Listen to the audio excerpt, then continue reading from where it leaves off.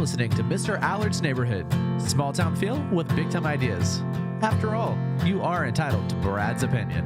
Here's your host, Brad Allard. All right. Well, another great week here in Burleson. We got the mayor on. We're going to talk about controversial things like property taxes and the water runoff fee and also the election that's coming up. We're going to talk about that towards the end, what's going on. I know that as far as I know, you're the only announced candidate for any of the offices that are going to be up for question, I guess. So we'll talk about that. I know you've had a really good working experience with this particular council. Have. Yeah, maybe that's that people are satisfied. You know, it's not just lethargy. Sometimes they say, well, I like that status quo. We'll see what happens.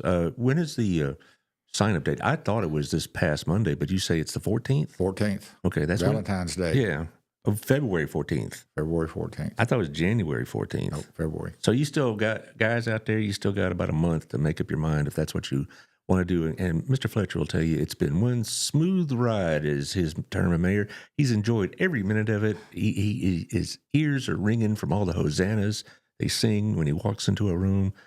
Is that kind of how it is when you're the mayor? Everybody's applauding. I hadn't been in that room yet. I hadn't found that door. Yeah, I know. But somebody's got to do it, and we'll let you do it. It's a lot better. It's not controversial anymore. Hard subjects come up. We deal with it. Mm-hmm. We're listening to the citizens, it seems like, more. Well, and we'll talk about that meeting you had with the preachers where they, threw things at you and said bad words or whatever. But no, they weren't bad. I know. I can't imagine mine. Preachers can get wound up. Oh, sure. Well, that's their job. Is it really? Yeah. Well, I got to get us spooled up in I thought it was all love and hugs. Well, maybe in your church, but in ours, we, hardcore presenting the gospel here, bro. Yeah, you Baptist. Yeah. Well, see, our friends, Chris Wigley and Sam Ross still have hope that they can convert you. What do you think? Is that possible? Not it ain't possible. Well, let's talk about elections, okay? So, yeah. You're trying to throw me under the bus. All right, here's talk about our place. Right. Our place is a wonderful place. We'll be there Thursday morning. You're always invited to come sit with us. James will be there, or James Smelly. You're a good friend and all that. And we've gotten to the point now we just bellyache about football, particularly college football. Well, there's some good games on right now. Yeah, there's some good games, but it's like, this NIL portal thing, it's all messed everything up. We tried to solve all the world's problems, but we can't do it. So we talk at our place. It's a good place, though, to do that kind of thing because, nobody bugs you. The food is good. Service is good. It's a good place. And it's like Gina's. I like to do business at Gina's when I do, business either through BNI or for the podcast. I'll do it at Gina's because I like the music. I like the beer. Oh, did I say that out loud? Okay. I like the pizza and like all of that. Right now Otto's in Chicago hanging around the great jazz musician Buddy Guy. He does it every year. And if you're into that kind of music, Buddy Guy is like, a big timer. Okay, this is not some minor character. Yeah. And so, Otto's, in tight with the cool gang. So go get you a pizza this week. I'll do you a favor. Also, my friend John Williams at 817-734-2756 at Old Pro Roofing. You know these guys at Old Pro. It was founded by a former member of the city council. God bless his soul, Matt Aiken. Really? Yeah. He started about 25 years ago with his brother. And I didn't know that. Yeah. But Old Pro, local folks and all this. Adam Russell says January 14th and 13th are filling dates. I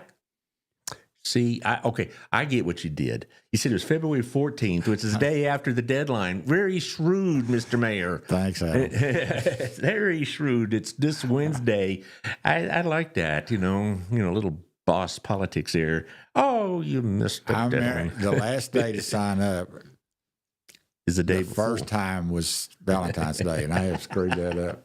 January 14th to February 13th. I remember February 13th, though, because that's the day I proposed to my wife, where she said, you will propose to me this day. So that's the day. That's a long story. But anyway, 817-734-2756. John, sorry you got a little distracted. Have them check your roof out. The weather's pretty good, but it won't be good forever. Sooner or later, we'll get the spring storms. We'll probably have that one ice event in February that we always seem to get. And you want to know if your roof is up for it. So 817-734 2756. Also, my friend Jeff Kelly at the Withington Agency, 817-781-0546. If you're looking to buy and sell in this area, he's the man to talk to. He's got several homes for showing. He's listed one, I know he mentioned at a B&I meeting the last time, right near the high school. And it was pretty affordable. And so it's, something to look at. If you're looking to move into this area, even though you hear stuff or read stuff in the Wall Street Journal, whatever, we still are booming pretty well. I mean, we're moving at a pretty nice clip. Also, our friend Rich Hooper over at 88.3 The Journey. My wife likes the station very well. So if we're in the car together, regardless who's driving, this is where it's on. So, and it's a local station. It's a nonprofit station. So if you want to donate, it's not too late to start those taxes now. No post-dated checks back to December 31st or anything like that. Rich isn't going to do that for you, but still donate if you care to. And listen, if you would, let's talk first about the water issue, the water runoff issue, because a lot of people got confused. They think it was a tax, which it is not. It is a fee. And it was going to go in the water bill. And it was designed because the budget is tight and we have several needs for street repairs. And part of that has to do with stormwater runoff. And one of the controversial things, if you will, was that we're going to apply this to the churches as well. Now, I'll just go ahead and be full disclosure here. I understand why some of the smaller churches might have some concern. The church I go to, First Baptist, is going to be one of the larger assessed entities, you might say. And I get it, but I also get we are citizens of the community. And we do a lot for the community, as does your church, Church of Christ. But part of that is being a good citizen. And we might need to, be one of those things that we can't keep loading this on the homeowner. And so I'm kind of 50-50. I don't look at this like if the IRS came in and started assessing an income tax, then we're getting the pitchforks out, that kind of thing. But I look at this as this is going directly to our community, and it's helping our community in another way. Now, that's my opinion, and you're entitled to it because it says so right there. But I know it's a little bit more complex than that. So you did have this meeting with the pastors, and you told me it went well. It was spirited, so to speak. But it really was. Uh-huh. The thing that the town hall meeting was, I called all the pastors together, and most of them showed up. It was a good meeting, and there was a few that got pretty wound up. And so I told them, I said, this is when the council's going to be talking. You need to come up and state your concerns. And they did a great job. One of the things that was brought up that I think council has kind of overlooked is how much the churches give back to the community already.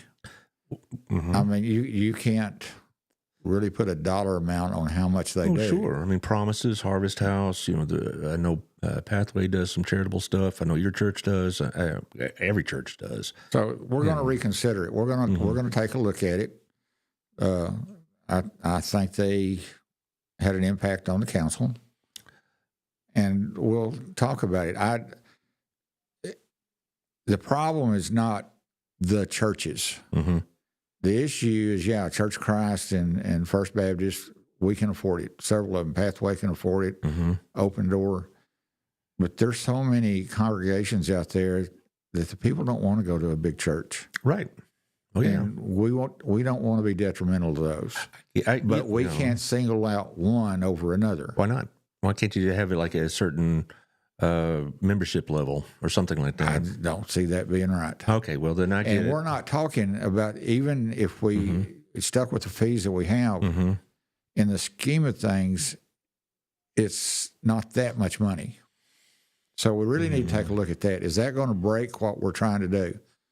It'll slow us down a little bit, but is it going to be detrimental? I don't think it's going to be detrimental. Okay. We're going to bring this back to council and talk about it, but I think we'll get through it some way or another. Well, the conversation in my church was not one of antagonism or shock or anger. It was like, when Sam Ross came by and told us about it, it was like, it's a heads up. In my view, also in a church of our size, if we were assessed around $11,000 a year, and we would as a body need to pony up $11,000 more in tithes. Okay, that's the way I look at it, because that's putting it as part of being a citizen of the community. Now, I would have a much different attitude if we were talking about like some yahoos in Congress who want to impose income taxes on churches and things of that nature. Then now we're going to war on that one. But as part of a tax assessment that goes directly to aiding our community, that's a different conversation. And I understand what these smaller churches are doing, because they run on very tight budgets like all nonprofits do. I mean, very slim budgets. But if there was some way to exempt them, that'd be one thing. But you already have stated you didn't see a way that you could differentiate between a smaller and a larger church. So and let's go back to why this is being brought up. Mm-hmm. We've never had a fee. Johnson County, Joshua, and Burleson are the only ones that doesn't have this fee. Mm-hmm. And that doesn't matter. The fact is, last year we saw an increase in our overall expenses of over 25%. And just overall, or just in this particular every area? Every department saw a huge cost uptick in expense. And we have needs. A lot of the drainage problems is also creating mosquito infestations. Mm-hmm. And it's hard to stay. You're spending more money in the long run going out there and patching this thing up over and over and over than just actually fixing it and moving on. I always thought it would be kind of an interesting project. You know, being in the country, have a septic system, and every now and then it gets pumped out. Why don't we get one of those pumper trucks and soak up all the water and take it where? Dump it into Bailey Lake. I don't know. Somewhere.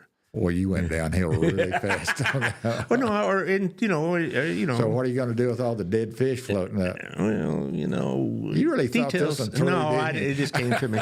It just came to me just now. No, I know that's not going to happen. It just kind of came to me as a lark. But here's the thing: is I understand though, if we don't do something about it, I mean, it's not just the mosquitoes. Victoria was on Thursday, and she mentioned that too.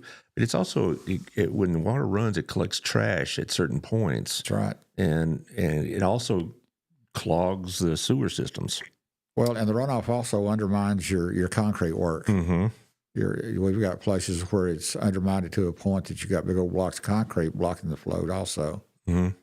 So right. It just needs to be fixed, and they need to quit patching it up and fix it. Well, so let's say this fee is turned down. It doesn't come to pass. How are those problems going to be solved then? A little at a time. A little at a time, and then then you got to. You'll never get caught up. Mm-hmm. That's what I'm thinking. I mean, road repair in Texas is a constant thing. It's always going on.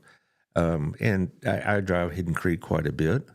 And I think Hidden Creek they underestimated its usage when they first planned and built it. I just think some of it was not good quality work. Well, that's possible too. But I mean, there's some pretty big divots there in Hidden Creek now. And I just think because we've grown so much, and then, I bring this road up every time, and it's even going to be more so than 714, because with the Heights Church building there, right next to the fire station, you're talking about a lot of traffic. I know. Yeah, and then you have that Pecan Grove being built, and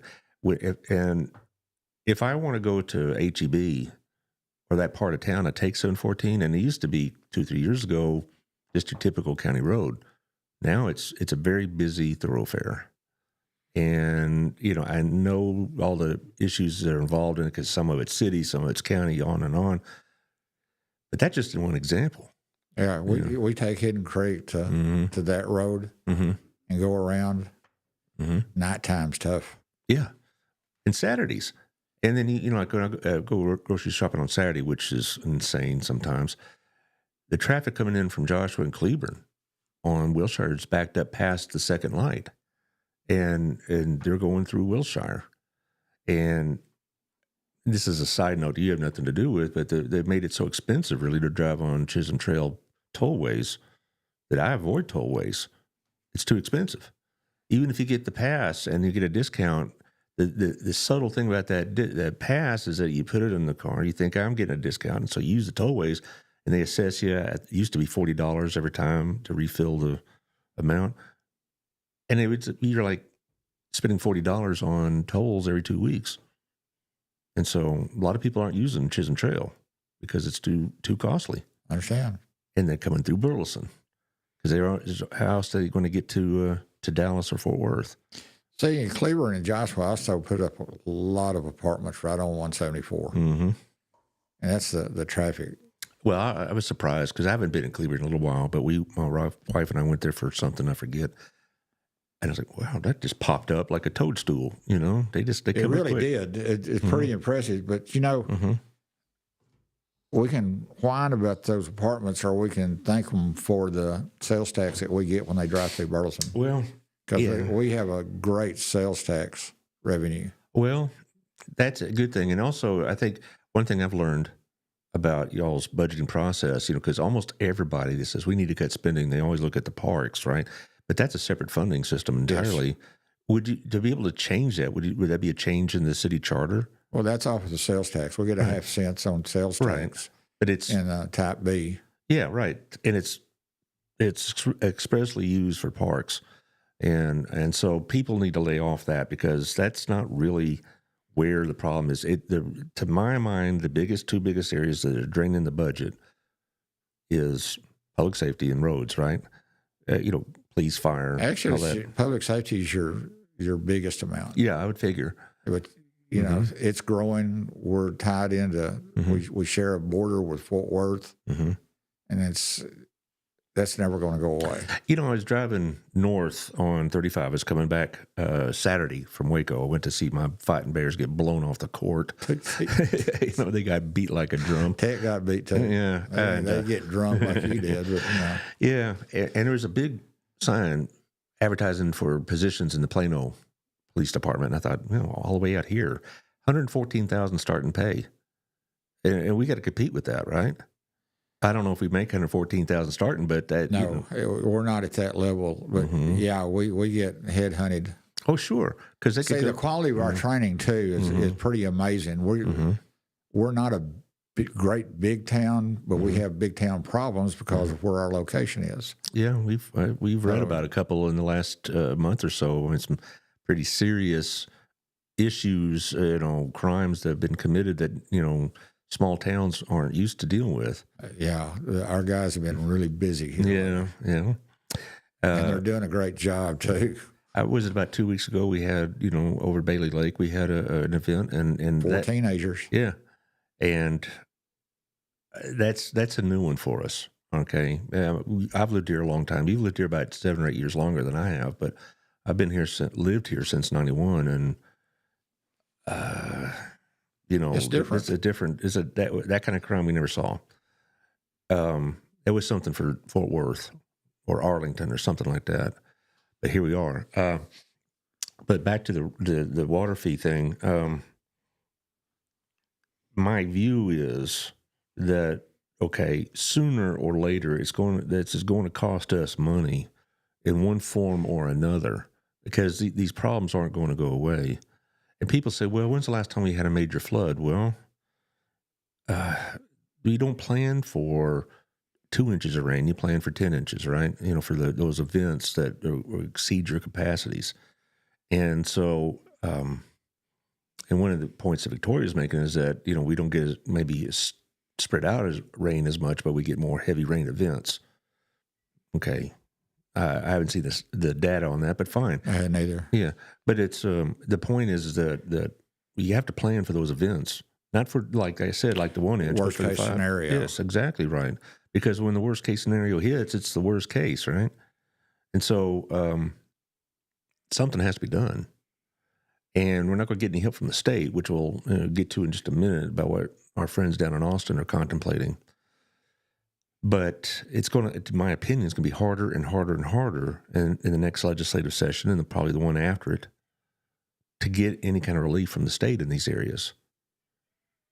Because, we can't look to the state to fix these problems. And so where was the money going to come from? We could only rely so much on sales tax. And if there's an economic downturn of any kind, that always impacts sales tax. Well, we don't have any funding on our sales tax to go to infrastructure. Mm-hmm. You know, the roads and the drainage and stuff of that nature. That's part of it. That's just the general fund. Yeah, right. And you can only dip so many times out of the general fund, and you got to pick your battles. You know, we were joking prior to this about how you got talked into this job a few years ago. You still talk to those people? Yeah. You haven't cut them out of your life? I still go to church. But, you know, I'm sure you've learned a lot in the last 6 years about how these issues don't resolve themselves, do they? You know, they don't. And I'm really fortunate to have people on the council like Adam was on P&Z. I've got Dan. All of these guys have got an expertise.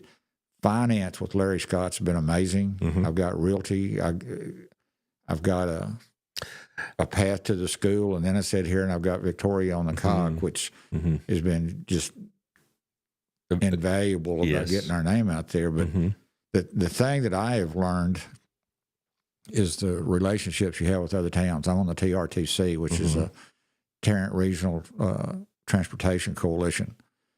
And they have a lot of contacts with TxDOT and stuff of that nature. So when things are going on, the reason Victoria has even got on the North Central Texas Council of Governments is because of the relations that we had with past presidents of the COG who elects the executive board. So when you get this job, you're learning these relationships and who can do what for you. Plus, I had lunches with some people that's been on this system for a long time, like Richard Vandergriff and Oscar Trevino, former mayor of Mansfield, Jeff Williams, Arlington. These guys they've been there and they've helped us out a lot on who to go talk to and how to do this. We got a great relationship with the head of TxDOT, Michael Morris. You create these relationships and how they can benefit your town. Now you're starting to learn the job. Right. You know, I'm still for term limits, but you got to play into this thing that you don't get into your rhythm until about the middle of the second term. Really? And then you start seeing how these relationships, we have the first county master plan because I went to Parker County and watched how they did it.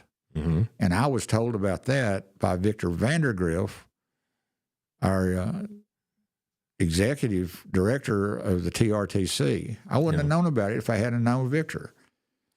But that's that $60 million bond that the county came up that makes us eligible to get this number, to make us eligible for $554 million in federal funding to TxDOT. So all we got to do is get the jobs ready and then go to the federal government. And that's what I'm working on. That's what I'm going to do most of my time on the next term. And say this differently. I'm stumbling on my words. Victoria is very effective on lobbying. She's very personable. I'm telling you, I got a great counsel. And she knows how to, work the system appropriately. Because she's very charming and all that, and so she's very, very effective. And I was teasing her. It's those relationships. Yeah, I was teasing her. She had to run for some state office, and she's like, "My husband may not like that," so that kind of thing. But the thing about it, we'll get back to the funding issues though, is that one thing she brought up was a very concerning thing. Is there's conversation. There's no proposal as yet, but there's a lot of. There probably will be a proposal to limit how much y'all can recapture with property value gains. Right now, she said it was around 8%. They want to limit it to 2%. I tell you what, Austin is going after small towns, and that doesn't. I don't get it. We're not an ISD. We don't have we have very frugal budgets. And we're held accountable on that stuff. We don't have to go out and build a $30 million football stadium. We have waited way too long on our police department. $30 million won't get you much of a football stadium. It these won't days. anymore. Yeah. It won't anymore. But we're way behind on some of our structures, and we can't afford to do it right now. Well, that was what's concerned me is like, why are they hammering these communities like ours? We don't know. And that's a question I would like to ask Helen Kerwin if I ever get her on the show, which I'm going to call this afternoon. I got a contact number, and from what I understand, Ms. Kerwin will not hide, so, it's just a matter of connecting and scheduling. But as far as this opinion, I've always thought those guys in Austin so focus in on what they see as DEI programs in Austin or some waste of money in Houston or fraud allegations in Dallas, because, they've had some. There's a couple like city council members in the joint right now for fraud and et cetera. Not our council members. But I'm just saying that they look at those things and say, well, that must go on everywhere. And so because we got a couple of these terrible examples, Burleson and Cleburne and Mansfield and whatever else, I'm sure your other mayors would say the same thing. They're just broad stroking everybody with these limitations on how to do business. And so even if you are as frugal and know we've gotten awards for transparency and for our accountability in our budget, we've been, got accommodations for that. It didn't seem to matter. We're going to get hurt by the excesses that Austin sees in Austin. All right. And I just think that's goofy. Just deal with Austin. Don't deal with us. We're not your problem. One of the things, and this is the reason I'm going to start lobbying for Burleson. Mm-hmm. I was told Austin tried to get rid of lobbyists altogether. Yeah, I saw that. Okay. Mm-hmm. And it was paid lobbyists. Right. That to me is a First Amendment violation, but whatever. That's not stopped us before. Anyway, then I was talking to one of our senators, and he says, we don't want to talk to lobbyists. We want to talk to mayors and council members. Okay. And that's what's fixing to happen out of Burleson. Nobody is fighting. We had a lobbyist, and he wasn't doing squat, and we got rid of him. Okay. So someone's had to pick up the ball and run with it. So I've got a council that several of them says that they'll go with me. Well, that's great. But, on the other hand, you're in a position to do that being retired. Right. But a lot of these mayors also have day jobs, right? And that you deal with. And a lot of all the council members have day jobs. Well, I'm not going to just represent Burleson. A lot of the stuff that we're needing includes under other towns. Okay. Well, I'm sure you're all in the same basket there because I can only imagine the conversations you've had with, Scott Kane over in Cleburne and others. He's part of it. And he's not even going to be mayor anymore, and he's going to go with me. Well, I know as far as their politics, I know Derek Weathers, one of their council members, is going to run, but I don't keep up with Cleburne as much as I do Burleson, obviously. But as far as these tax limitations and property tax reductions, everybody said, yeah, sure, let's increase homestead exemption, and I'll benefit from that. And I'm really going to benefit from that next year when my wife and I turn 65. But the bottom line is that money, we need money to do what we need to do. And, you're not going to get rich working for the city of Burleson. I mean, you should be decently and well paid with good benefits and all that. But we're not talking about excessive salaries. And we're not talking about wasted projects, because if I promise you, and you know this better than I, if you were spending money on a wasteful project, my bet is you'd hear about it personally. Absolutely. And you're not some far off member of government. We know where to find you. And I know, so I know one other thing too. Mm-hmm. I know my council will talk to anybody. Mm-hmm.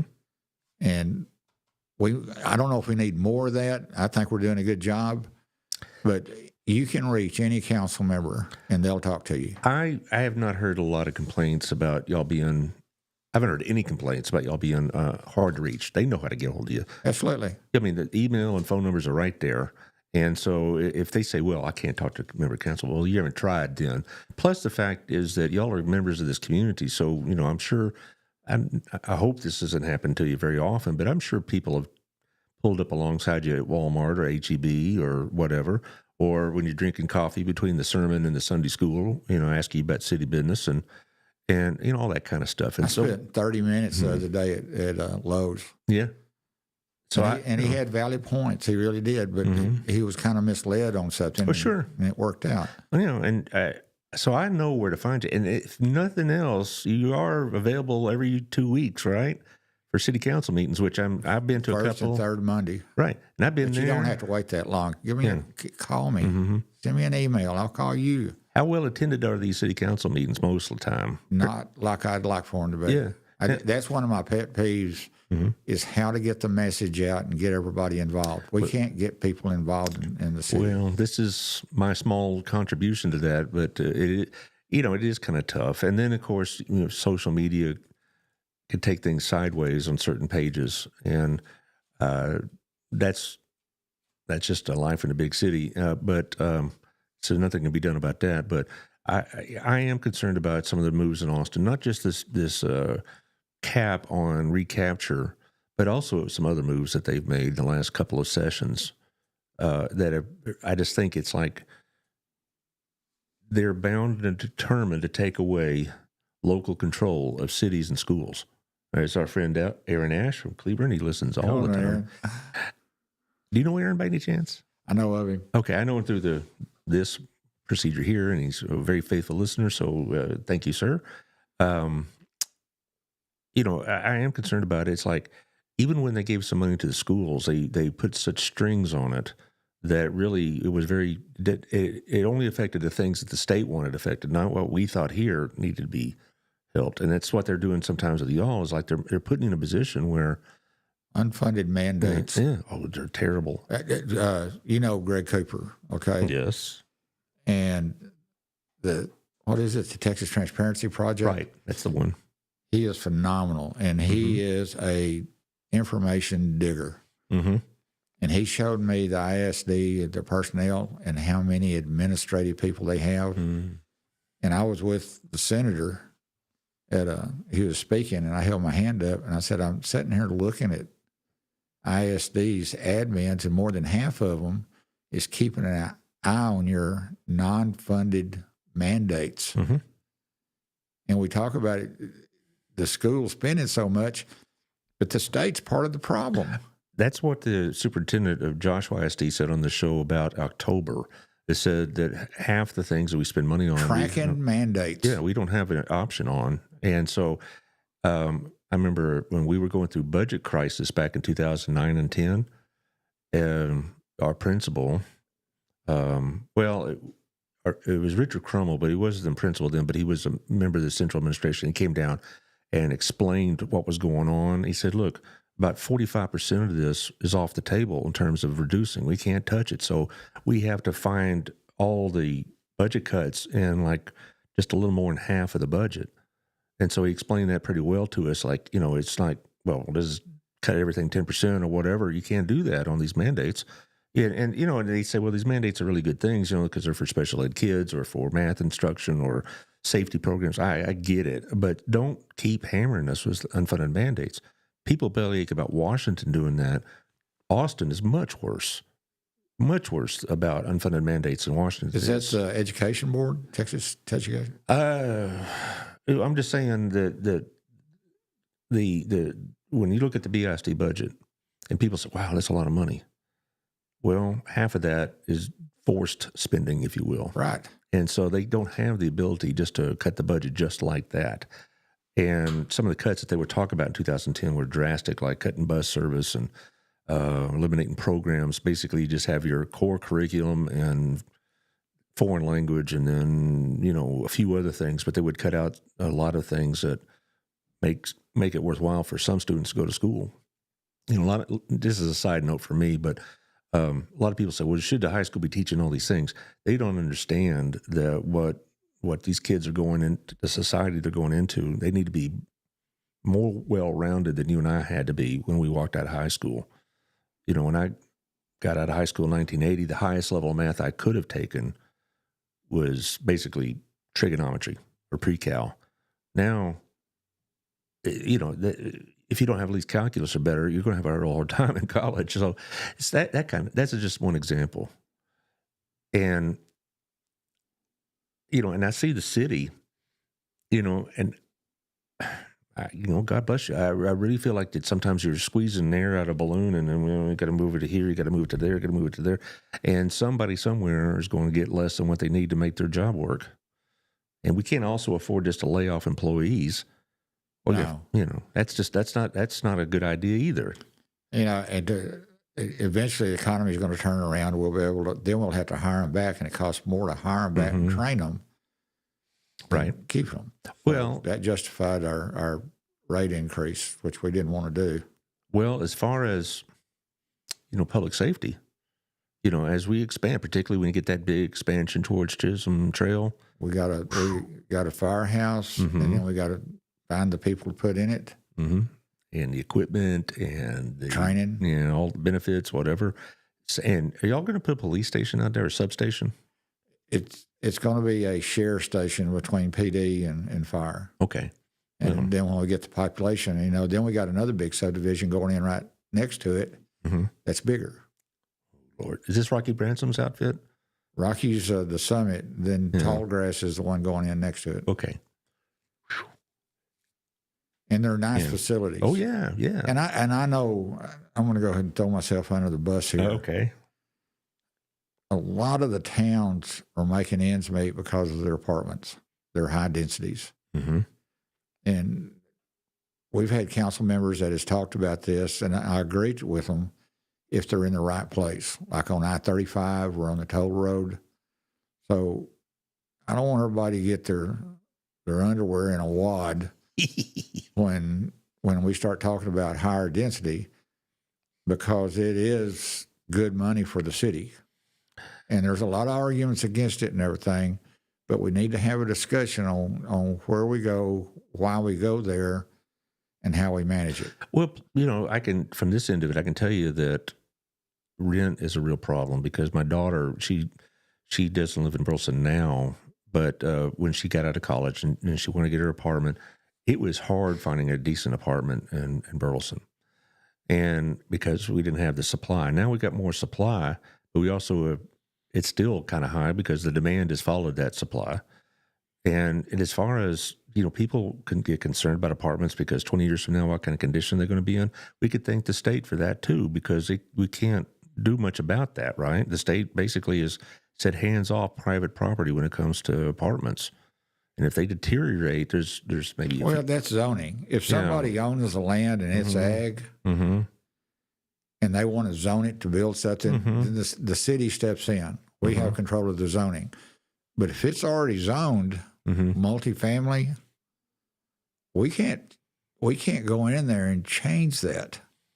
No, and unless the owner wants it changed. Well, and there is that issue of private property. I mean, he shouldn't have to forcibly rezone, right? Because that's... You can't. Yeah, well, it's against the law. You can't do forced annexation. You can't boss people around like that. Now, you got control when they try to change the zoning, but you just can't go up there and listen, we don't want you to build here, so we're going to change the zoning. Well, I do know in the past, and I don't mean like back in the 70s, but I'm talking about the 90s, there was a great deal of concern in 2000s about apartments in Burleson because of what they might bring. And I guess that, some of that has occurred, but a lot of it is we're not going to survive as a city without that grouping of younger people, the young professionals, the young people that work and live in this town. If they can't afford to live here, they're not going to stay here, and it really will hurt our town. And so we have to provide housing for that 20, 30 something. But that's cohort. That's the private sector. If the private sector sees a need and can make money on it, they're going to do it. And the cities, I'm not ever going to recommend building low income. And Fort Worth's doing that right now, and that's not working out for them. No, and I remember in the Obama administration, they were going to forcibly they did that. It's called Section 8. Section 8, yeah. And I don't know how well that worked. Speaking of private property and building and all this other stuff, one of the things that came up about 2 or 3 weeks ago, I put on Facebook, I was sad to see Razzoos go out of business. Now, the thing about Razzoos is that it's not my cuisine, so to speak. I'm not really big on Cajun, but I liked the fact it was there because it was... I loved it. Yeah, well, and it's also... I like Cajun. Yeah, and it's also an alternative choice, instead of just, I don't know, just another sandwich shop or whatever. But it was, it's something different. But some people Not a lot, but some people blame the parking situation. No, that wasn't it. Okay, I don't think so either. Because That was at the corporate level. Mm-hmm. We had nothing to say about it. Mm-hmm. They filed bankruptcy, Mm-hmm. and they thought they were just going to shut down the bad performers Mm-hmm. and leave the good ones up. Mm-hmm. And they were approached by M Crowd, which is a young investor group. Mm-hmm. Targeting Mikasina, yes. yeah, which is good food. I like Mikasina. Yeah. But yeah. So they have bought it, but they wanted all of them, not just part of them. Well, and I was thinking, okay, let's say that people did not go to Razzo's strictly because they had to walk 2 or 3 blocks. I'm thinking you kind of made a good point. Go to HEB on a Sunday afternoon. How far are you walking, right? It was something like that. I just thought the idea of that the parking was the issue. I really couldn't put my mind around that because it's not that far a walk. And I know y'all, Alex Phillips was on the show with Victoria. Well, I mean, he was chiming in on the screen here, and he said y'all put 134 new spots in. I know y'all put some at First Baptist, and we kind of have this partnership that on the weekends y'all could use it except for Sunday morning, that kind of thing. Of course, I don't know what you needed for Sunday morning in the city, but I'm just saying, that's part of being a good citizen. But it's not that far a walk. It really isn't. I bet you people walk from your front door at the church all the way over to Fresco's. I bet you they don't even move their car. Well, babes, actually. Babes, really? Yeah. Babes? They like, my crowd, the older crowd, they like, a lot of us like Fresco's very much. I love it. But babes is really the first thing they think of. You say family style to a Baptist or a Church of Christ, they're in. Well, that's right. You can't have a church event without food. I mean, holy cow! It's like it's against our doctrine. Where 2 or more Baptists are together, there shall be a casserole. But so you like that, do you? Okay, all right. But I actually heard something. Yeah. But the parking, I think, has improved a lot. It just, if they're expecting to be dropped off at the front door, then I can't think of any other areas and where that's really possible that has the kind of restaurants you want to go to. I mean, yeah, you could park in front doorstep in Cleveland downtown, but what do you got to choose from besides 19 different antique malls? There's Alex. I know. Good morning, gentlemen. I don't know if he knows who he's really talking to, but still. But Alex, I asked him through the screen, what's going to take Razzo's place? And he boldly stated a business establishment. So he really, stuck out there. You can't get this guy to talk for nothing. Yeah, he's done it for a while. Yeah, but I'm sure we'll have something there. He'll never show his cards. Well, because Himes, how long was that vacant? Not long. Buffalo Brothers moved in pretty quick. See, and that was another corporate end. Mm-hmm. They sold out. Those people didn't want to be here. Mm-hmm. I think they chugged it down to 1 store or 2 stores. Mm-hmm. Well, Himes is one of those kind of places that would work on Magnolia and Fort Worth if you want a high end. But we got some good barbecue joints here that, I thought Himes was good, but I could get as good for less money. And they were worried about their lunch run. Mm-hmm. And Alex was up front with them. Mm-hmm. You got a $14, $15 sandwich for lunch. Mm-hmm. And it was good. Sure. The food was fine. Yeah, the food's good, but you spend your money at night. Yeah, and you can't. In my opinion. Well, you can't spend $15 every day for lunch. You could. I could. Yeah. You might. But you see, I go to Gina's, or our place. There you go. I had to throw that in there. But yeah, I know. I got to keep them happy. I got an auto on next Tuesday, a week from tomorrow, and I'm looking forward to that because we're going to talk about the restaurant business, and I'll bring up Razzo's and all this. But it's very tough to run a restaurant, but I just think the parking issue is really not an issue really anymore because we have it. Yeah, and yeah, if you came by on a Friday night and it's crowded and it's hard to find a parking spot, isn't that a good thing? Very much. You want to have wide open spaces on a Friday and Saturday night. And these businesses struggling. You want to have them active and all this other stuff. And as far as other planned parking, Victoria mentioned there's some things they're considering. Nothing literally in concrete or nothing permanent. But there's this idea in that. We also threw around the idea about valet, and Alex said that was a bust. It really was. Yeah. I think the test run that we did was the wrong time of year. No. I don't know if it got a true hit, but I'm really not for valet. Yeah, and then I mentioned, what we do at first on Sunday mornings, if you park way out there, we have a young, he's my age or a little older, named Jesse, that goes out there with those big go-karts, with multiple seats. And he could do tram service like that, little golf carts like that. But, to me, it's like if I'm going to go and eat at Fresco's, I need to walk some of that off on the way back to the car, get some of those carbs out, that kind of thing. If you go to downtown Fort Worth, which has become harder to do because of mismanagement, you're going to walk somewhere.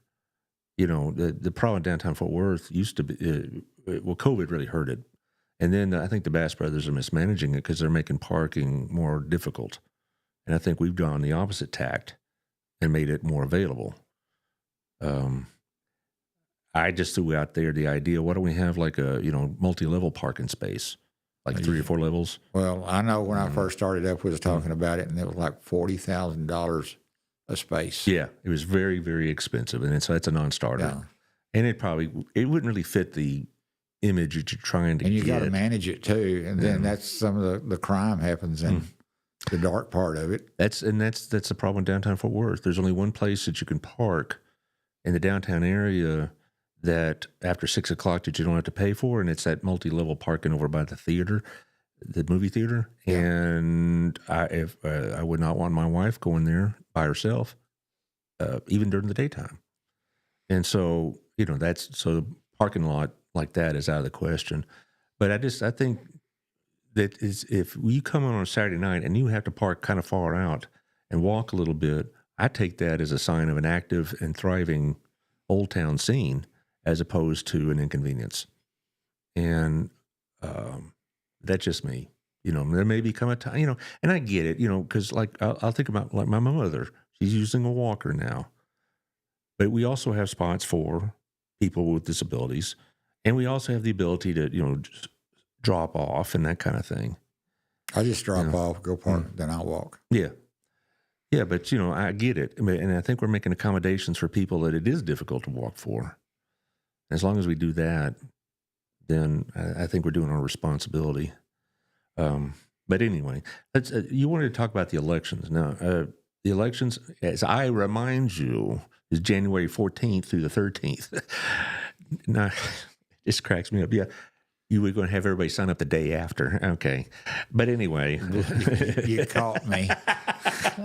Part of your clever plan. Yeah. Well, but honestly, I've not heard anybody but yourself saying they're going to run. Not even at the school board level. We have 3 spots there, and I've heard nothing. Well, the only reason I said it because you kept on bugging me. Well, that's right. Well, that's why people tune in, because they want to know. Well, I'm not finished. Yeah, and you have more to do, right? Well, I can appreciate that. But as far as, is it a good thing or not to have unopposed elections? I mean, for you, it'd be great. But with what I got right now on council, I'd love to keep every one of them. Mm-hmm. And so it'd be Mr. Scott, Mr. Anderson, and Mr. Russell, right? Those are the 3 that are up beside yourself. And I'm not really familiar with the school board situation yet. I will get better at that later. But in my view, I think a lot of people are pretty satisfied with what they've seen. And so it's not necessarily lethargy or laziness if you have an unopposed election. If they were, it's also sometimes it's an expression of satisfaction with the status quo. Now, that being said, as far as me personally, selfishly, I'd like to have some competitive elections because I could use the views on the show having candidates. That's just about me, right? I could, be always. Yeah, it'd be great to have candidates on the show, and I'm making inquiries from Ms. Kerwin, and you've already texted her, and we'll see if that works. There's a couple others. I'd like to get a hold of Senator King. Okay. Yeah, I can do that. Yeah, but I don't know. Is he running again, or is he still? Yeah. No, he is. Okay. Well, I didn't know if he was in the middle of his term or not. There's some movement going around. Mm-hmm. David Cook he's going to run for senator also. Mm-hmm. And let's see, one of I can't remember who it was, Birdwell, is going to D.C. as a member of the administration, right? Yes. Right, yeah. So that's happening. So it'll be a little bit of a shakeup there. Well, also, we're going to have a new member of Congress. Jake Ellzey is the Republican. Yeah, I don't know. Yeah, but we've been working with Roger Williams for about a decade now, right? Or so. Now we're going to have a new one because of the redrawing. And I don't know Mr. Ellzey particularly well. I don't know him personally at all. So we'll see what happens. Just lots going on at the national level. As far as any like statewide candidates, there's a couple of members that are running for Senate I'd like to talk to. I don't know if John Cornyn is anxiously waiting to get on the show, but I'm a little disappointed in our guys in D.C. I'm good friends with one of them, but he hadn't done squat for Burleson. You can tell me after the show, all right? Okay. I want to have talks with him. Mm-hmm. Now, Jake, mm-hmm. he is the chair of the Appropriations Committee. Mm-hmm. And there's earmarks up there that we should be getting, and we're not because one individual doesn't believe in earmarks. Well, it sounds great on paper, but that's not the way Congress works, and it's not the way Congress has ever worked. I mean, one of the values of... Well, it works for other towns. Yeah, it does, but I'm just saying... So why did it work for them and not Burleson? Well, because of the representation. We didn't scream loud enough. Right. And as far as, this idea about earmarks are bad, that's been going on since the founding of Congress. Somebody's going to get that money. Yeah. Why can't it be Burleson? One of the values of teaching history, reading history, whatever else, is we seem to think we live in unique times, and we don't, in a sense. We've had hard times, ugly times. We've had, members of Congress, that were seen in poor reputation, on and on and on. So my point is that really is very little new under the sun as in terms of what's going on now. Doesn't mean it's good, doesn't mean we like it, doesn't mean we have to live with it, but this isn't unique, all right? And so, we need changes a lot, but this isn't our first rodeo. And so that's what I try to tell people is that... I need to go research the last rodeo so I can learn from it. Well, I don't know any other rodeo. You talk about but being a history teacher, I read this stuff. The Gilded Age, the late 19th century, our Congress basically were openly being bribed and nothing was done. I mean, literally. Did it ever get fixed? Yeah, eventually. It took a death. It's now time to fix something. Yeah, it took the death of a president to get things rolling. Really? Yeah. There's a Netflix series about it called, it's about the death of James Garfield. Now, I can't recommend it to everybody because being Netflix and it was produced by the people who did the Games of Thrones series, they put some gratuitous scenes in there that are unnecessary, but the historical content was pretty accurate. And basically, the job market was so open, and the bribing of public officials was just done openly, that when one guy didn't get what he wanted, he shot the president, killed him, or the bad doctrine killed him. And so they finally started trying to fix some of these problems. But it didn't take overnight. It took a whole new generation of members of Congress, basically, before you started getting... Is that where we're at now? We need better members of Congress, yes, because we have too many of them, in my opinion, that are more concerned about getting on television than they are about doing their jobs. They want to get understand that. They want to get on Hannity, or they want to get on MSN Now or The View. I mean, that's why I have such poor opinion of Jasmine Crockett, because she has no interest in governing. She just wants to be a celebrity. And we got people on the Republican Party the same way. They're not interested in governing. They want to be interviewed on the Ingram Angle or whatever those shows are. With no solutions. No, they just want to bellyache about the other side. And so it's a bipartisan thing. As far as other Congresses that have been just really, really poor, those late 1800s, they were pretty poor. As far as in the 20th century, in my opinion, we did not have a particularly effective Congress in the 30s. They just kind of passed whatever Roosevelt told them, and some of the things we still deal with. And same thing in the Great Society programs. Some of them are pretty good. I'm going to be taking advantage of one pretty soon in Medicare, but some of them were not. And I just don't think Congress ever really stood up to what they were representing the people. They were representing the party. And I think that's what's happening now. People are not representing us or representing Donald Trump or representing opposition to Donald Trump. Yeah. That's it. They're either for or again. And what we hear down here in the wilderness really didn't count for much. We don't need all this crap. We need effective representation. But, people, there's only one opinion, and it's based on what you feel about Mr. Trump. What is that? Is that Ms. Call Carmen? from Helen. Oh, okay. Well, you can talk to her in a minute. Yeah, I will. Ellen, you just wait. All right, and then She's you can, okay. and then you can give the forward my contact information. But we're about at the end here, so you want to add anything about this election issue? No, just people get out and vote. Mm-hmm. No, don't wait for study your candidates Mm-hmm. and go vote. Mm-hmm. Maybe I won't be there. It's just I don't. You got I this, want what's best for Burleson. you got this machine working there. I mean, are you kidding me? You're like, we call you Boss Fletcher. You're only as good as your people, and I got great people. Yes. I know that. Yeah. And they know they best not mess with you because the machine. Yeah, I'm really mean. I figured out not too long ago. I'm too old to hold a grudge. Well, as far as the rest of this week, I'm kind of at loose ends. I'm going to try to get a show. Oh, I'm sorry. See, that's why I pay Josh. We have the winter luncheon coming up this Thursday, where a lot of the nonprofits are going to meet, and they're going to do like the speed dating thing at Pathway. They meet members of the Chamber of Commerce, and present their programs, and it's a really good thing. All right, so January 15th, 11:30 a.m. to 1 p.m. If you've never been to this, Mm-hmm. you need to go because you're going to be totally blown away at how many nonprofits Burleson has. Mm-hmm. And not only that, but how these groups work together. We had the preemie. Some little girl walked in at Hughley and had like a very, very small baby. And I didn't know there was a special car seat for a preemie in between Harvest House and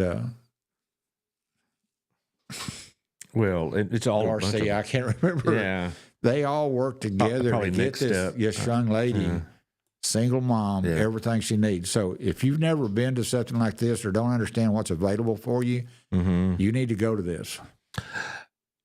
There's also something I'm also promoting besides the Business Over Breakfast, which unfortunately I'm not going to be able to attend this semester because my DBU class, I have a class on Thursday morning at 8, but that's always a big deal. And a lot of our BNI people go to it and they just rave about it because there's all this networking going on and you introduce to a lot of people. And the food is good and it's always a good thing. So put that January 27th, 7:30 to 9 at the Brick.